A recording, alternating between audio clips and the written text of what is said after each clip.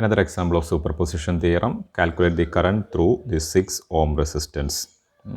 Here we have two voltage sources.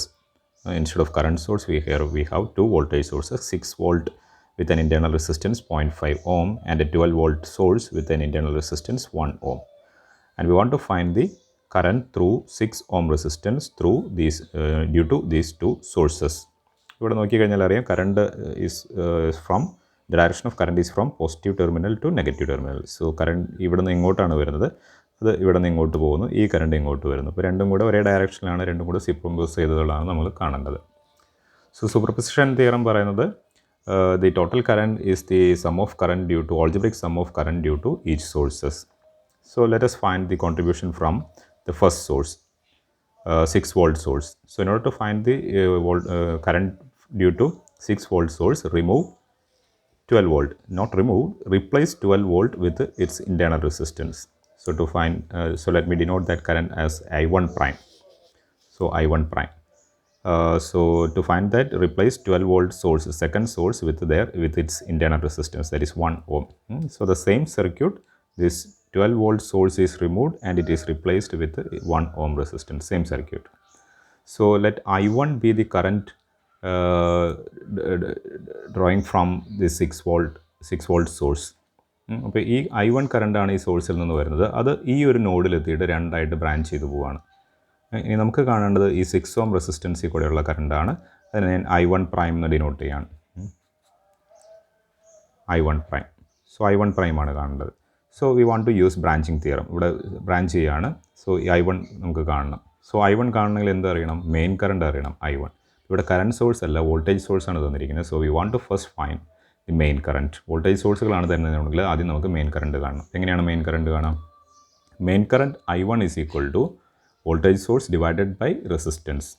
Ohm's law ഉപയോഗിക്കാം. Voltage source ഇവിടെ ഈ 6 volt source. ഇവിടുത്തെ R1 എന്താണ്? R1 ഈ സോഴ്സ് കാണുന്ന ടോട്ടൽ റെസിസ്റ്റൻസ് ആണ്. ഈ സോഴ്സിന് എക്സ്പീരിയൻസ് ചെയ്യുന്ന ടോട്ടൽ എഫക്റ്റീവ് റെസിസ്റ്റൻസ് ആണ്. R1 is the effective resistance seen by the source. അപ്പോൾ അത് നമ്മൾ ആദ്യം വർക്കൗട്ട് ചെയ്യണം. അപ്പോൾ ഈ സോഴ്സിൻ്റെ പോയിൻ്റ് ഓഫ് വ്യൂവിൽ നിന്ന് നോക്കുകയാണെങ്കിൽ എന്തൊക്കെ റെസിസ്റ്റൻസ് ആണ് വരുന്നതെന്ന് നോക്കണം. ഈ സോഴ്സിൻ്റെ പോയിൻ്റ് ഓഫ് വ്യൂ, ഈ 6 വോൾട്ട് സോഴ്സിൻ്റെ പോയിൻ്റ്, ആ 6 വോൾട്ട് മാറ്റുക, ബാക്കി എല്ലാ റെസിസ്റ്റൻസുകളും അതുപോലെ തന്നെ നിർത്താം. അങ്ങനെ ഈ 6 വോൾട്ട് ടെർമിനലിൽ നമ്മൾ കണക്ട് ചെയ്യുന്ന ആ രണ്ട് പോയിൻറ്റിലെ ഇഫക്റ്റീവ് റെസിസ്റ്റൻസ് എത്രയാണോ അതാണ് R1. അപ്പോൾ ഇങ്ങനെ ഒരു നെറ്റ്വർക്കാണ്. ചില റെസിസ്റ്ററുകൾ സീരീസ് ആണ്, ചിലത് പാരലൽ ആണ്. അത് സിംപ്ലിഫൈ ചെയ്തിട്ട് ഈ രണ്ട് പോയിൻറ്റിൽ വരുന്ന ഇഫക്റ്റീവ് റെസിസ്റ്റൻസ് എത്രയാണോ അതാണ് നമുക്ക് R1. അപ്പോൾ ഇവിടെ നോക്കാം. നമ്മൾ നോക്കുമ്പോൾ ഈ സൈഡിൽ നിന്ന് നമ്മൾ എവിടെയാണോ നോക്കുന്നത്, അപ്പോൾ അതിൻ്റെ ഓപ്പോസിറ്റ് സൈഡോട്ട് റെഡ്യൂസ് ചെയ്ത് വരികയാണ് നല്ലത്. സോ ഇവിടെ നോക്കുവാണെങ്കിൽ ഹിയർ വി ഹാവ്, ഇവിടെയാണ് നമ്മൾ നോക്കുന്നത്. അപ്പോൾ ഓപ്പോസിറ്റ് സൈഡിൽ നിന്ന് റെഡ്യൂസ് ചെയ്ത് കൊണ്ടുവരാം. So this 1 ohm and 2 ohm are series. Series ആണെങ്കിൽ നമുക്കറിയാം നമ്മൾ രണ്ട് റെസിസ്റ്റൻസുകൾ ആഡ് ചെയ്യും. സോ 1 + 2. 1 + 2 എന്നുള്ള ഒരു 3 ohm റെസിസ്റ്റൻസ് ഈ രണ്ട് റെസിസ്റ്റൻസിന് പകരം ഇവിടെ വയ്ക്കുന്നതിന് തുല്യമാണ്. അപ്പോൾ ഈ രണ്ട് റെസിസ്റ്റൻസിന് പകരം ഒരു 3 ohm റെസിസ്റ്റൻസ് ആണുള്ളത്. ഈ 3 ohm റെസിസ്റ്റൻസ് ഈ പോയിന്റിൽ 6 ohm റെസിസ്റ്റൻസ് ആയിട്ട് പാരലൽ ചെയ്തിരിക്കുന്നു. സോ 3 ദിസ് 1 + 2 പാരലൽ 6 ആയിട്ട് പാരലൽ ചെയ്തിരിക്കുകയാണ്. പിന്നെ എന്തുകൂടെ വരുന്നുണ്ട്? അപ്പോൾ ഈ ഒരു കോമ്പിനേഷൻ നമ്മൾ പാരലായിട്ട് വർക്കൗട്ട് ചെയ്യുമ്പോൾ കിട്ടുമ്പോൾ ഒരു സിംഗിൾ റെസിസ്റ്റൻസ് ആയിരിക്കും. അതിൻ്റെ വാല്യൂ എത്രയാണെന്ന് വെച്ചാൽ അതാണ്. പിന്നെ നോക്കുമ്പോൾ നമ്മൾ ഈ റെസിസ്റ്റൻസും ഈ റെസിസ്റ്റൻസും സീരീസ് ആണ്. ഈ രണ്ട് പോയിൻറ്റിനെ വെച്ച് നോക്കുമ്പോൾ ഇതും ഇവിടെ വരുന്ന ഇഫക്റ്റീവ് റെസിസ്റ്റൻസും ഇതും കൂടെ സീരീസ് ആയിട്ടാണ്.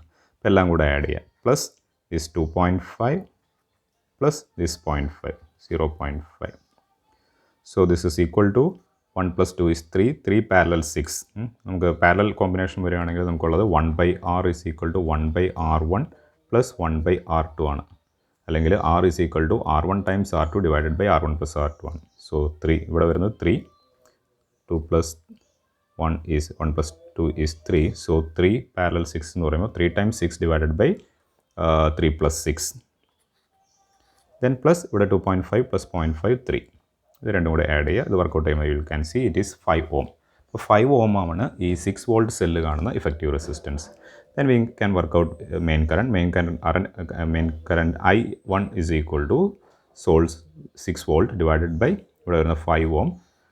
That is equal to I1 is 0.4, what is that? I1 is equal to 1.2 volt. 1.2 volt. Sorry, 1.2 ampere. 1.2 ampere. അപ്പോൾ ഇവിടെ നിന്ന് വരുന്ന മെയിൻ കറണ്ട് കിട്ടി. ഇനി ജസ്റ്റ് ബ്രാഞ്ചിങ് തിയറം ഉപയോഗിച്ച് കഴിഞ്ഞാൽ നമുക്കത് കണ്ടുപിടിക്കാം.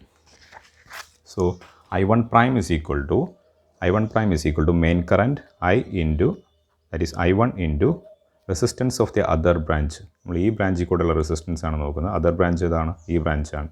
ഈ ബ്രാഞ്ചിൽ 2 റെസിസ്റ്റൻസ്, അത് സീരീസ് ആയിട്ടാണ്. 2 + 1 3 ആണ്. So 2 + 1 divided by sum of resistances of 2 branch. ഈ ബ്രാഞ്ചിൽ 2 + 1 3 ഉണ്ട്. 2 + 1 3 പ്ലസ് അതർ ബ്രാഞ്ച് എന്ന് പറയുമ്പോൾ 6 ഓം റെസിസ്റ്റൻസ് 6.